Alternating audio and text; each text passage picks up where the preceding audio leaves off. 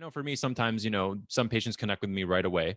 And sometimes you have to put in a little bit more work to at least understand what's going on with this patient or like who they are so you can connect with them. And so when we go to a patient or when we see a patient for the first time, what are some biases that we bring to the table in regards to bedside manner that maybe we're not aware of? That's a great question. Again, so some of the biases, well, I try to think about the biases from the framework of the patient. So most patients have what's called the similar to me effect, which is a common bias that is somewhat unfortunate because it could lead it to prejudice. But really what it means is that you're more attracted to somebody who's similar to you. Hmm. And that exists within humanity. And there's different reasons why that could be. Some psychologists say, like Freudian psychologists believe that you love yourself the most. So you're naturally attracted to somebody who looks like you, who talks like you, who acts like you. Or it could be from an evolutionary standpoint, the fact that your family members are those who you trust the most to survive. And they look like you. So that's why you trust people who look like you, who sound like you. So when you go into a patient's house, it's a lot easier sometimes to connect with somebody who looks like you, who sounds like you, comes from the same background.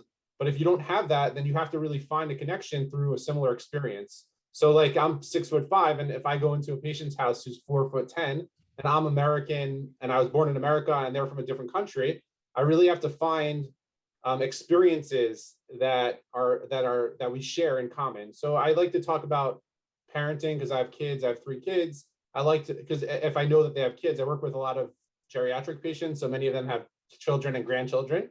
So I try to hit up that topic. And there's also another reason psychologically, which is that I want them to know or feel a certain security in me.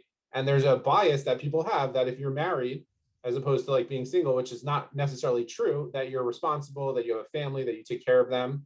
So the idea is that I try to connect through that experience, that shared experience, but there's other ways to connect too. Like I give another example in my webinars, I have patients that speak Polish or Spanish, and I speak English, but I have picked up a couple words here and there. So on my first visit with a patient who I know is of Polish descent, I might throw out a word in Polish just to like throw it out there, and they appreciate it. They think it's nice and it's funny, and it's like showing that I'm making an effort to connect with them through their language, or Spanish as well.